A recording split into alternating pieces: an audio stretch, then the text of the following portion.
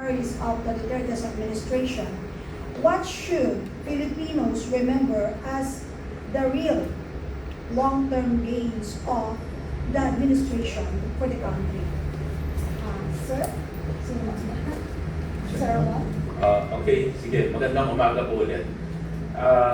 Para sa amin po, even kahit sa pangkalahatan, hindi lang sa trade and industry, pagka napag-usapan ng administrasyon ni Presidente Duterte, ang unang-unang pumapasok talaga yung peace and order. Yung peace and order, investor confidence, kaayusan, yung pagsugpo sa illegal drug issues, at anti-corruption. Yun yung tatlong parati niyang binabanggit. At dahil doon, nagkaroon tayo ng environment na that increase the confidence ng mga kababayan natin. Lalo na sa larangan ng investment. So, naalala ko po na in fact may mga numero tayo that will show kung paano na-achieve yung record FDI, Foreign Direct Investment, yung panahon po ng administrasyon na Duterte. Kayo po nasa private sector tayo at madalas naririnig ko na doon daw napakalakas ng maganda investment climate bago Duterte administration, maraming investor, at nung pagdating daw ng Duterte administration, naglabasan daw lahat. So masyadong puro kwento, yun ang narrative. Pero pag tinignan at ino-object po natin yon at sinasabi natin, tingnan natin yung data. Kasi pag tinignan natin yung data, dun sa mga taon prior to Duterte administration, may numero tayo dyan that will show na yung average FDI ay nag-range lang po sa mga 3 to 4 billion. Billion dollars. Nung panahon po ng Pangulong Duterte, dyan po na-achieve yung matataas na FDI. Naalala ko, 2017, na-achieve natin $10 billion, halos 3 times. Hindi ba yun? Noong 2021, right after COVID, $12 billion. Ibig sabihin, yung pagmataas kasi yung FDI, Foreign Direct Investment, nandiyan yung confidence, lalo na ng mga foreign investor, na pumasok sa Pilipinas, mag-invest. Of course, aside from that, yung peace and order, mga economic reforms na ginawa po ng panahon ni Duterte, masabi natin part of the legacy. Yung mga pinasang batas na tinulang po ng administrasyon Duterte, yung retail trade liberalization, kung saan inalaw mag-increase ang up to 100% ang foreign ownership pagdating sa retail, yung Public Utilities, Public Service Act, inalaw din yung malalaking foreign investor percentage ownership sa mga public services or infrastructure, no, tulad ng airport, seaport, at mga ilang public services. At pati yung sa Foreign Investment Act, kung saan na-liberalize din yung mas malaking foreign equity participation. Ibig sabihin, talagang pinapakita na ang mga reforma na to, para talaga to encourage yung pasok ng investor. Diyan din po nilagdaan yung ease of doing business, kung saan pinanganak yung Anti-Red Tape Authority para mapadali yung proseso ng pagkuha at pag-conduct ng business activities sa Pilipinas. Hanggang ngayon, tuloy-tuloy rin po ito. Institutionalized na po yan.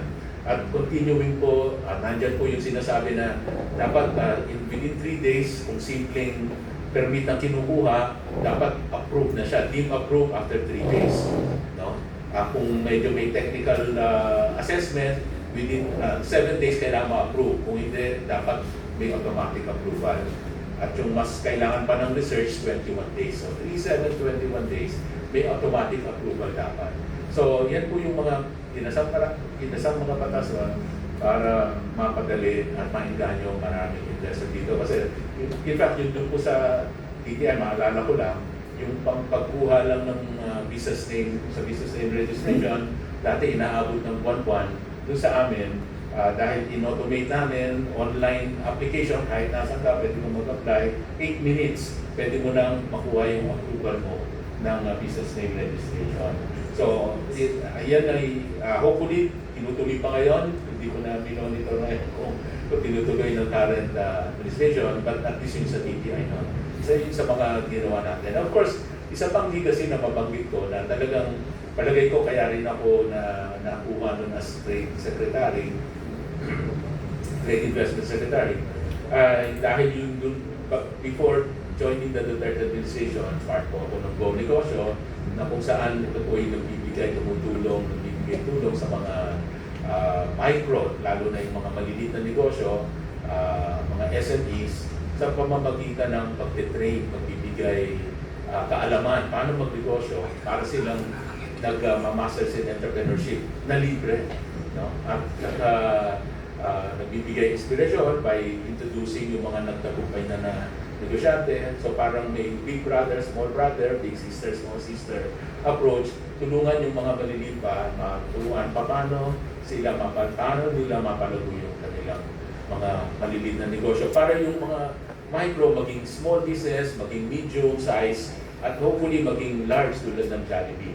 So yun yung mga paraan na mga ina-empower natin ng Pilipino. Sabi nga noon, ayaw natin yung dole out. Kung bibigay ka lang ng donation, tapos na. Gusto mo ma-empower sila para you teach a man how to fish, hindi yung giving them fish. No? So yun po yung prinsipyo na pinatulak sa akin ni Pangulong Duterte at yun naman po yung ginampanan natin. Kaya ang DTI noon, aside from attracting mga investors para maka-create ng trabaho, ito po ay talagang tumulong sa mga maliliit na negosyante. Sabi po ni Presidente, isang mandate na po sa akin, tulungan natin yung mga maliliit na negosyante. Sila yung walang-wala. Even kasama dyan, yung mga nagtitinda sa palengke, nagtitinda sa sidewalk, bigyan natin kung maaari ng pampuhunan, pang-umpisa. Kasi sabi niya, yung ibigay mong, let's say, 5,000 na sa tulong nila Secretary Wendell, na Senator Bongo, nagbigay tayo ng mga pampuhunan para yung 5,000 sa umaga, nagiging may tubo na yon at tutubo sila ng let's say 1,000, 2,000 dagdag sa 5,000, napapaikot na nila the following day, yun na naman ang puhunan nila at yung iba doon paggastos sa kanilang buhay. So, i-empower ng mga kababayan natin, napapalakas natin yung kanilang kaalaman at saka yung paggawa sa pangkabuhayan nila. So, yun na po muna ang masashare kong top of mind legacy po ng ating Pangulo, yung attention sa mga maliliit nating kababayan. Thank you very much, Secretary Roman Lopez. At sususugan po yan. Siyempre, same question din tayo kay Secretary Wendell. Sec. Maraming salamat ka, Penny. Gusto nyo namang susugan yung mga nabanggit na ni Secretary Mon patungkol sa mga batas na naipasa noong panahonan ni dating Pangulong Duterte. At ito yung mga ilan lang na babanggitin ko, yung Universal Healthcare Act.